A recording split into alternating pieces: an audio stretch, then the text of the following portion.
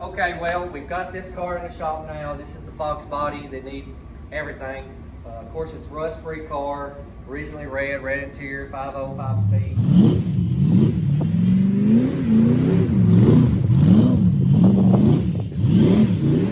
I went out and done a little bit of a field test showing my dad how bad his edge really isn't compared to this Fox body. This video's for you, Lucas.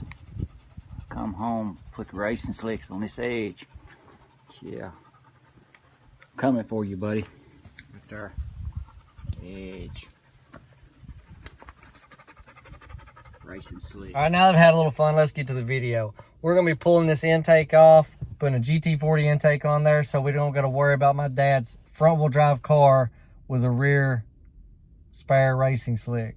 So let's get right to it. All this junk up on top that hits your hood when you try to shut it, that's the reason why I had the cow hood on there, I take it. But it's not worth buying a cow hood just for that little 1-inch spacer. So we're gonna throw that intake in the garbage. Put GT40 upper and lower intake on it. Take them valve covers off, put some factory valve covers on there, probably run over to Dad's. I know he's got some 5.0 valve covers. You know, just kind of trying to get this thing freshened up a little bit. Okay, now we're gonna be getting up under the hood of this thing and we're gonna be pulling this factory intake off. We're gonna be putting a GT40 off a Ford Explorer on there, upper and lower. So this is the throw up that we have under here right now. So we're gonna start by getting all the connectors pulled loose, vacuum hoses loose, of course cold air intake, all that junk loose. And we're gonna start pulling this intake off. So I'm gonna go ahead, pull that intake straight off that end. Okay, so right now we pulled the stripper cap off, getting the plug wires out of the way, pulled off all the blow-by tube, all the wiring, top plate to get those top bolts out, to access that. We still got some vacuum lines that run up underneath the intake that we'll have to pull loose right there. And then the throttle linkage there as well. And then this sucker right here be ready to come right off. Got the intake pulled off now. We've got a few vacuum lines in the back, some vacuum lines that go back here to the firewall. So just doing some little cleanup right now. I'm gonna vacuum up all this trash and then get the fuel rails pulled loose from the fuel lines. And then right here anyway. And then we're going to pull the distributor out and start getting that intake and valve covers pulled. Now it's just a matter of getting all this top end cleaned up right here and getting the GT40 upper and lower intake set down on top of there with new gaskets and button it up. Okay, coming around here, we've got our GT40 lower intake on there. All the bolts on this are torqued down to 18 pounds at all. You know, you start from there, cross it all up. But they're all torqued down to 18 pounds. This right here is going to be coming out because it's going to be one for the ground bolt for the wiring harness for the injectors. But this is down on there. As for right here, I always use RTV black silicone. I never use those gaskets. The gaskets always fail. So I always use RTV silicone.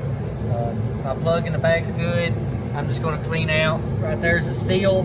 It's left in there from the injectors. I picked this up at the scrap yard. So I'm going to be cleaning all those out. Get the injector, fuel rail all back on there. I'm going to get everything on there to the point of the valve covers. And I'm going to figure something else out with the valve covers because I don't want to use them great old big tall ones because I don't want to hit my intake. So get everything down on there, to the distributor, everything down on there up to the point of the intake.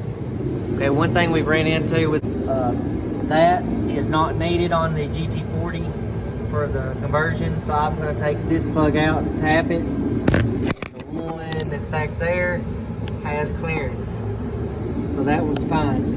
Another thing is this right here, the air intake. This one right there, I drilled that hole. This intake did not have that. A lot of people will put these in the intake tube. Well, that'll bring cold air in. It'll be reading cold air and it'll cause your engine to run really rich. So you need to make sure if you use this GT40 lower intake that you drill and tap that hole.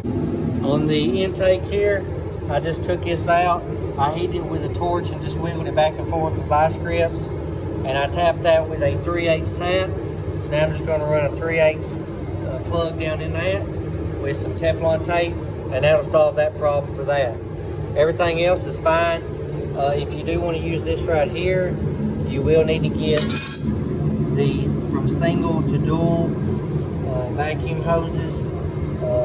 came off the car that this come off of. Or you could just take this completely out and then drill this one and tap this to fit your factory one out of this 5.0 factory intake. If you wanted to use this factory one, you could drill that out and tap it. Okay, we've got everything set into place. I have tapped my hole in the side of the intake for my sensor. And as you can tell, the rockers, I've changed those out. What I did, my dad gave me a set off his 95 GT, and I put those on there because with these, I can use the 95 Cobra style valve covers, and I won't have no issues with having to raise my intake. So I put those on there. We're about to do a whip and whip the motor over and check all of them and see exactly how they look.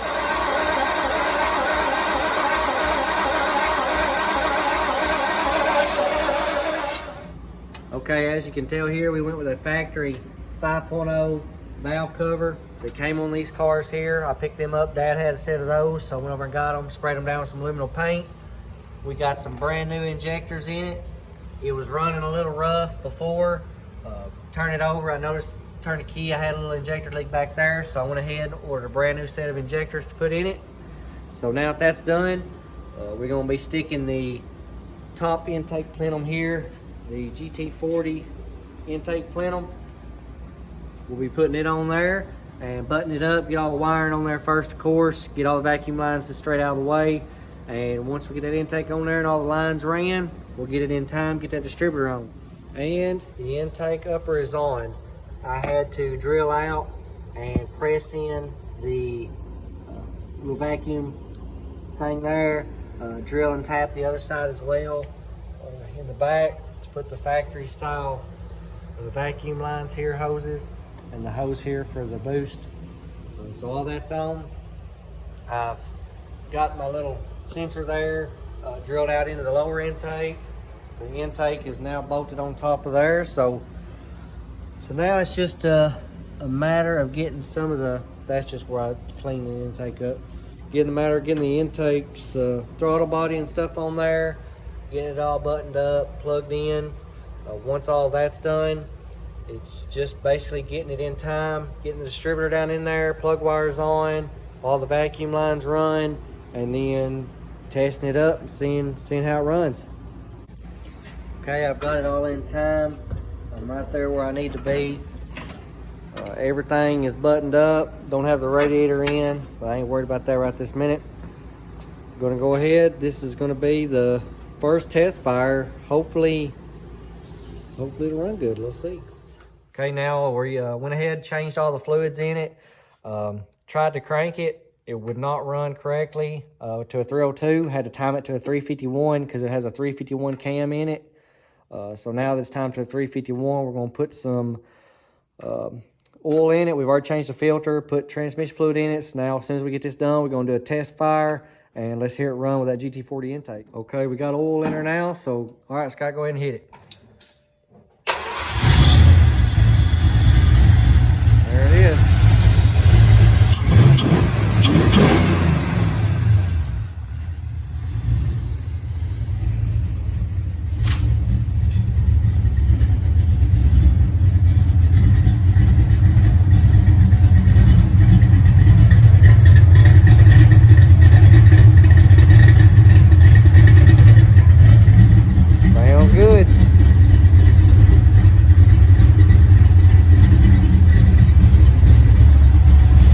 That's going to conclude it.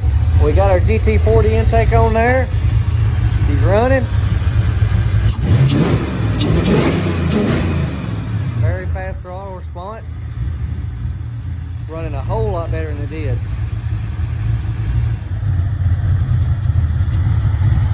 Just putting some antifreeze in it. Well, I've redone all the top end.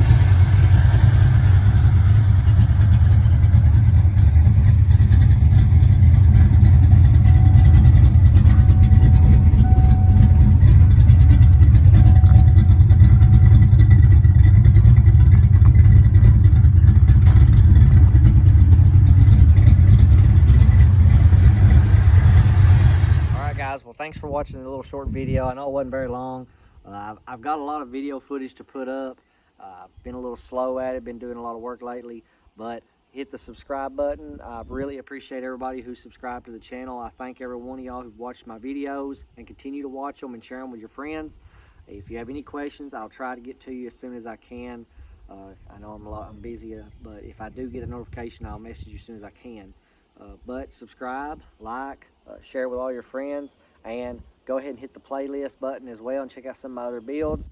And go ahead and hit that notification bell. I think it's somewhere on the top, and you'll be the first one to get the video when it uploads. But thanks for watching.